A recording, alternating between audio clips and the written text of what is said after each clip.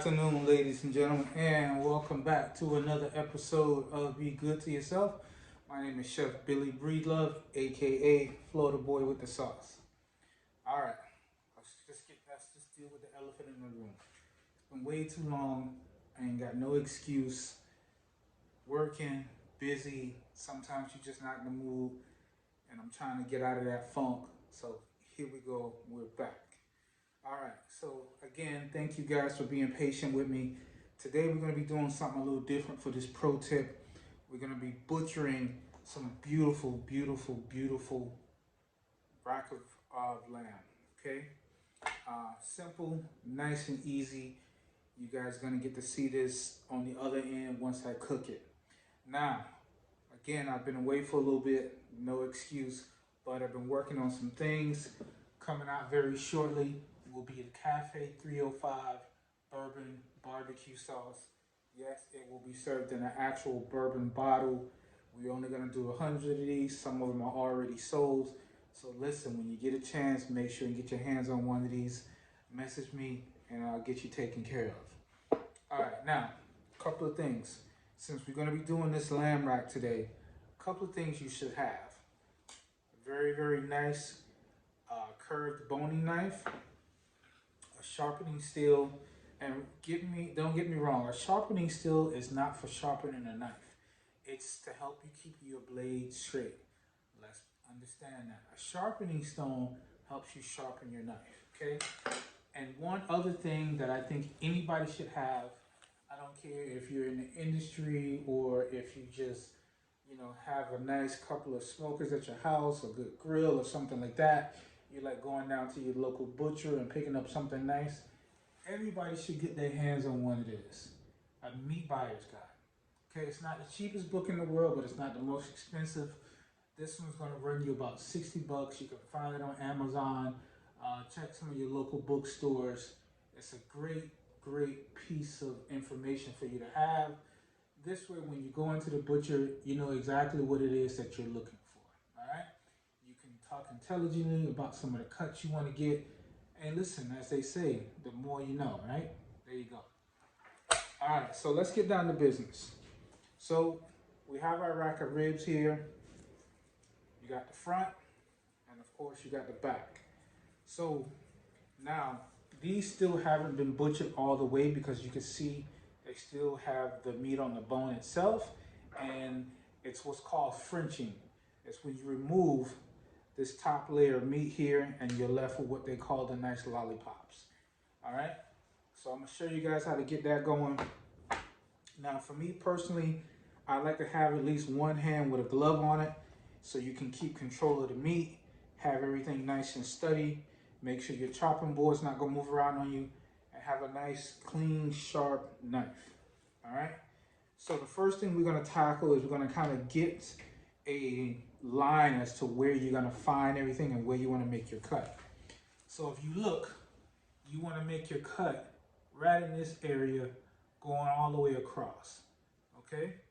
And what you want to look for is you can almost see where the fat and the meat itself actually separate, okay?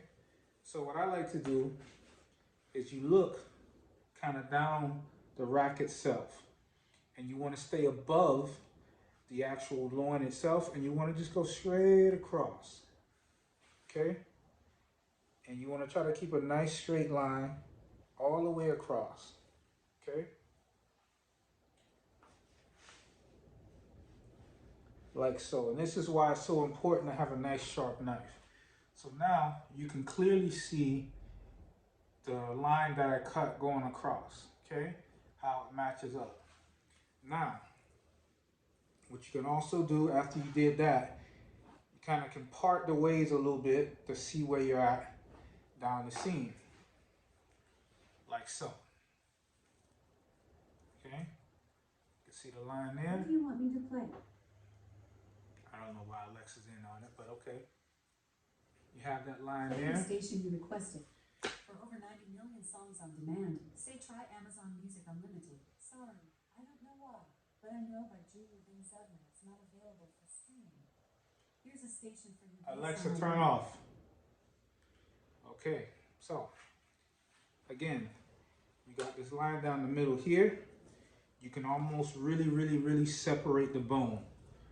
Okay, like so.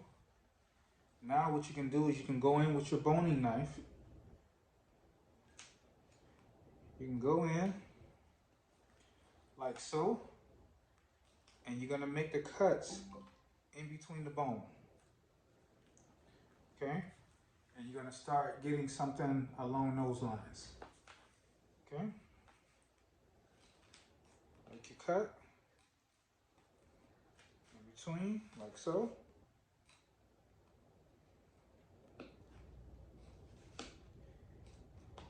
And you know, take your time with this. You know, if you've done this before, you can do it a little bit faster, and that's cool too. But take your time. You know, you're not on any kind of clock. Just remember to be gentle. Watch your fingers. Okay? Get in between there. And that's kind of what you're left with. And then on the back, you're gonna go straight across as well, in between the bone.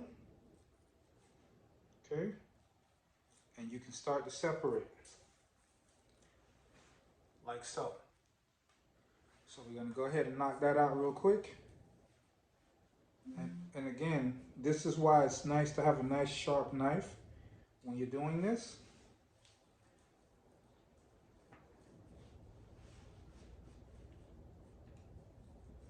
Okay.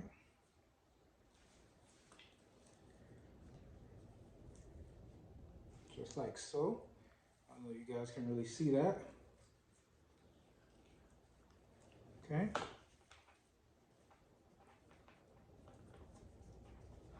Get all that nice meat out the way.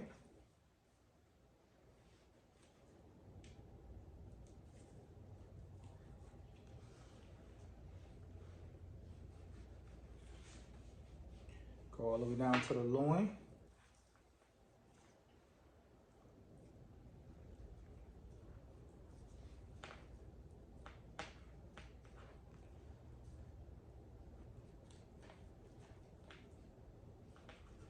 Like so.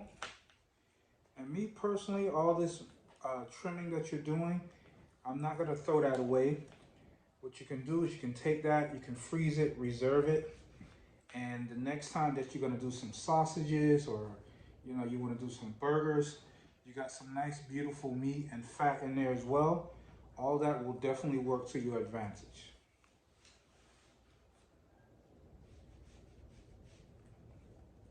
Okay.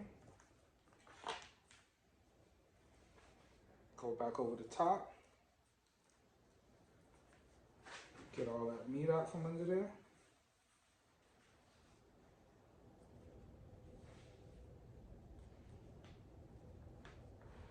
And again, you're left with a lot of beautiful meat.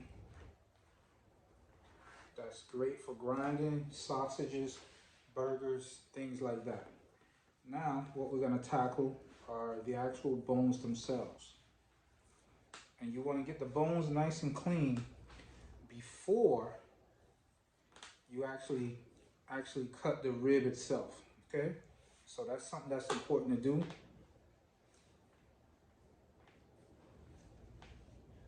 Get as much as that meat off there beforehand. Okay. All right, now what we want to do is we want to clean up the actual bones themselves. Do a couple of those for you. And really what you can do is just kind of scrape them. Like so. Okay. And again, all that meat that comes off there, you're going to reserve that meat for when you're doing sausages and things of that nature.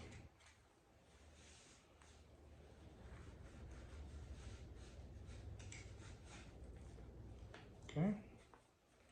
So you guys get the point. So now what we're going to do is we're going to separate the actual rack in itself. So you want to do 2 chops per rack. So when you finish, you can actually interlock them once you have them all cooked up. Okay. So what I like to do, first things first, is find a good place to separate. So if you got 1, 2, 3, you're gonna have actual 4 racks.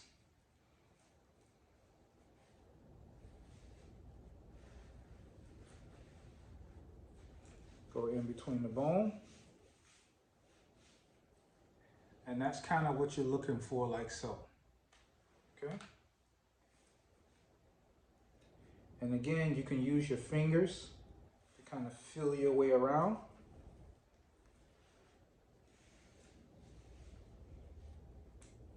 Okay. Like so.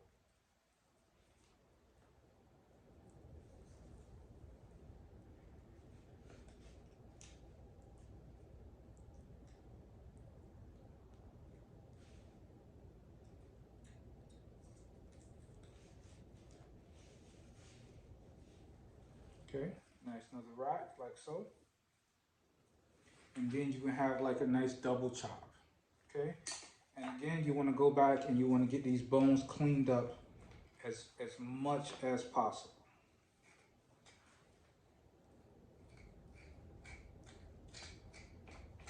Just take your knife, kind of scrape those bones nice and clean. And that's basically it. Season them all up. And again, guys, don't forget to reserve all this meat that comes off the bone, because that's going to be great for grinding up. You might have some leftover briskets, scraps and things like that from trimming.